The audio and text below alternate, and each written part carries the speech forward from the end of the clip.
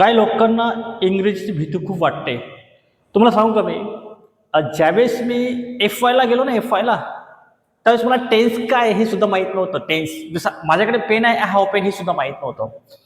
पण म्हणतात ना, एक गुरु लाईफमध्ये भेटला पाहिजे माणसाला. एक गुरु बघतो लाईफमध्ये, तो कधी भेटतो?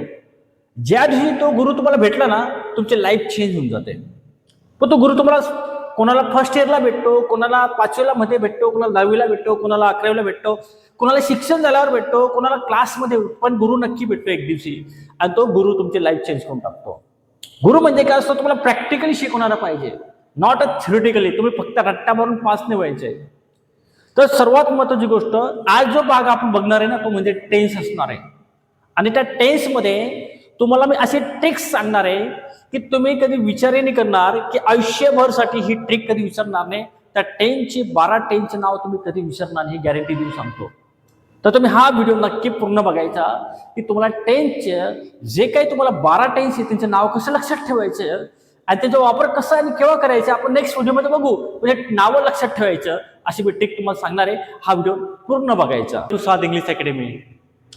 मित्रांनो, आज मी तुम्हाला टेन्सचे नावं इतक्या सोप्या पद्धतीने सांगणार आहे की तुमच्या आयुष्यभर ते टेन्स लक्षात राहील.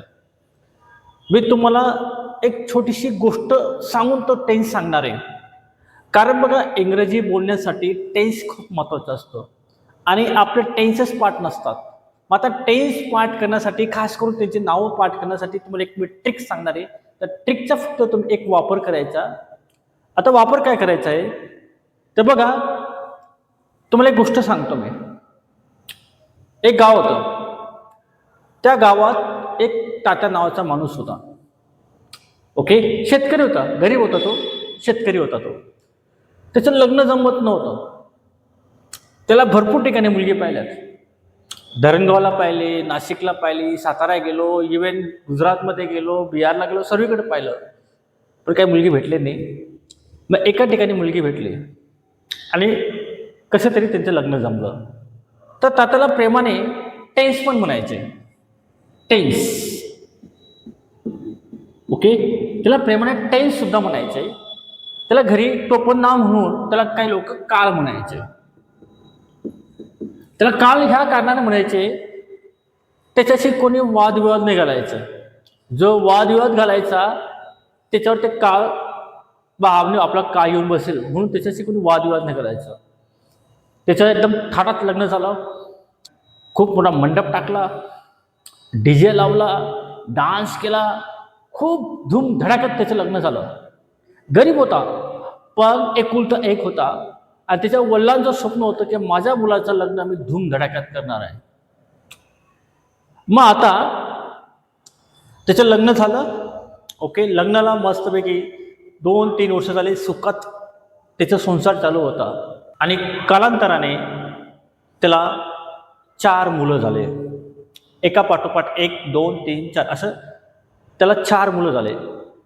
मग 4ंचं काहीतरी नावं असतील, बरोबर आहे. तर बघा, ते पहिला जो मुलगा होता त्याचं नाव ठेवलं सिंपल. सिंपल ठेवलं. मोठा मुलगा होता घरातला.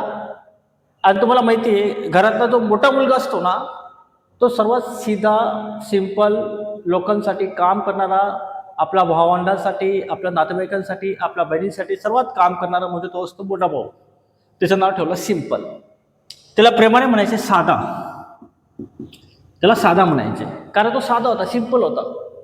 दुसऱ्या मुलाचं नाव ठेवलं कंटिन्युअस. कंटिन्युअस म्हणजे काय? अपूर्ण किंवा चालू. याचा एक प्रॉब्लेम होता, तो कोणतेही काम करायचा ना, अपूर्ण काम करायचा. तो पूर्ण काम नाही करायचा, तो अपूर्ण काम करायचा.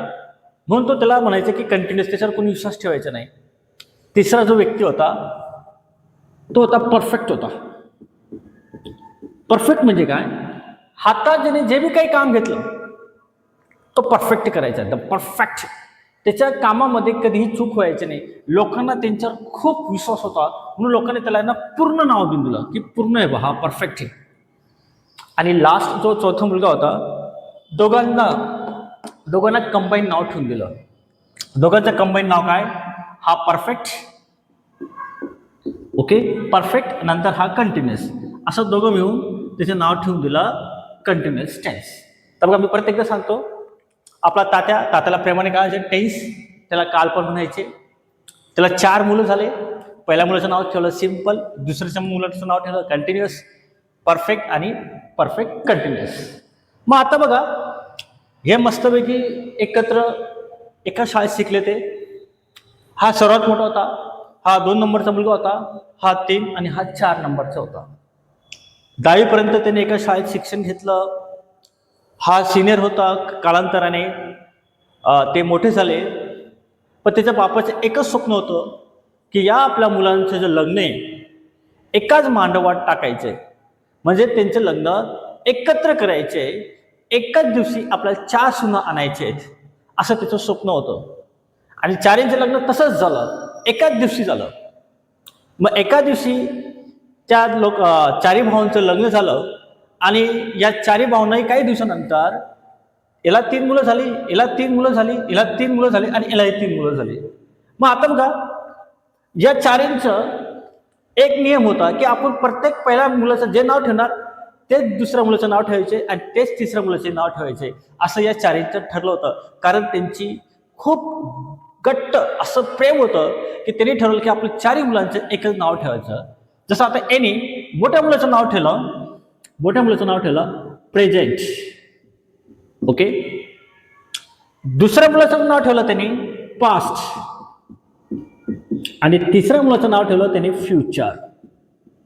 बघा प्रेझेंट म्हणजे काय, वर्तमान. पास्ट म्हणजे काय, भूतकाळ. आणि फ्युचर म्हणजे काय, भविष्यकाळ.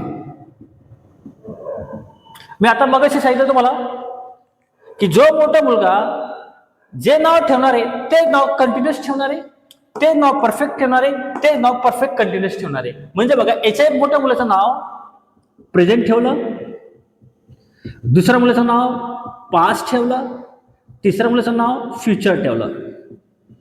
सेम याने तेच केलं. पहिल्या मुलाचं नाव प्रेझेंट ठेवलं, दुसऱ्या मुलाचं नाव पास्ट ठेवलं आणि तिसऱ्या मुलाचं नाव फ्युचर ठेवलं.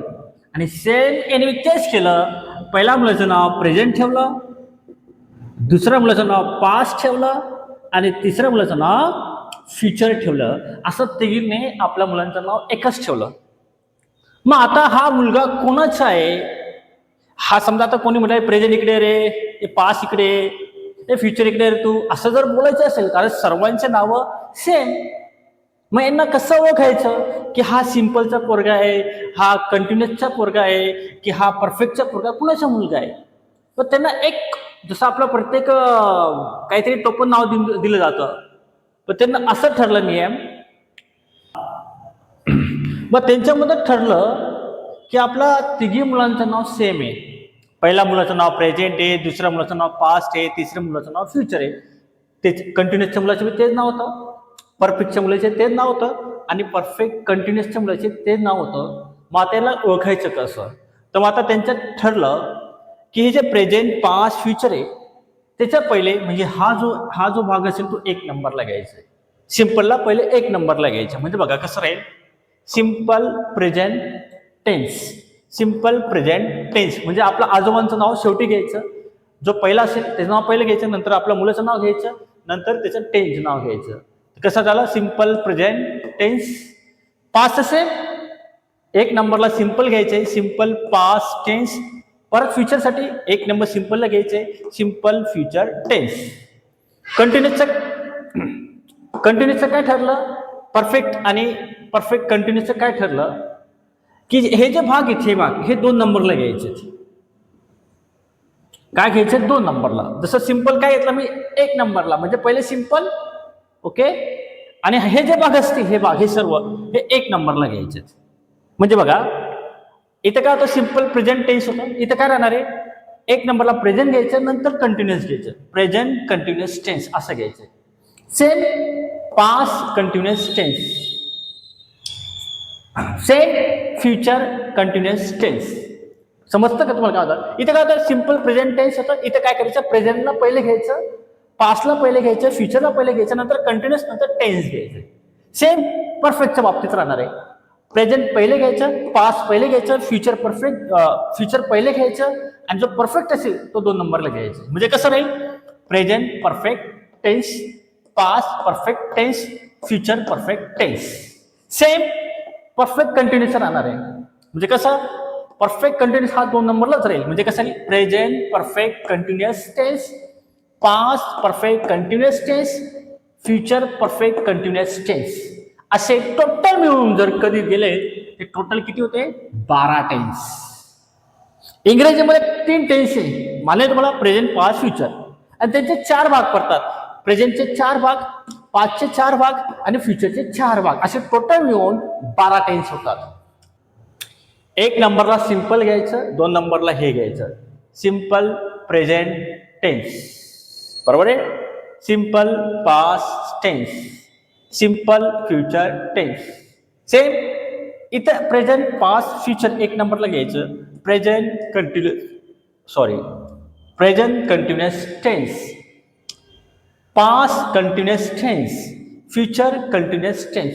सेम परफेक्ट मध्ये प्रेझेंट 1 नंबरला घ्यायचं आहे, present perfect tense, past perfect tense, future perfect tense. Same future perfect continuous मध्ये present perfect continuous tense, past perfect continuous tense आणि फ्युचर परफेक्ट कंटिन्युअस टेन्स.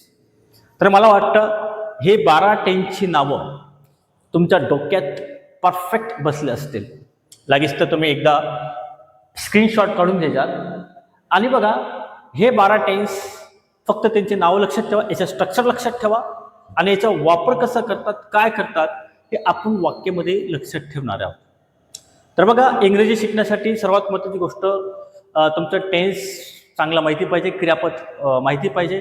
क्रियापद काय असतात हे आपण नंतर जो नेक्स्ट व्हिडिओ असेल डिटेलमध्ये क्रियापदाचं रूप काय असतं ते आपण बघणार आहोत. तसं मी वर्ब काय असतं हे मी अगोदर शिकवलं तुम्हाला, तुम्ही एकदा बघून घ्याल. लागेल तर मी त्याचं लिंक या डिस्क्रिप्शनमध्ये देऊन देईल.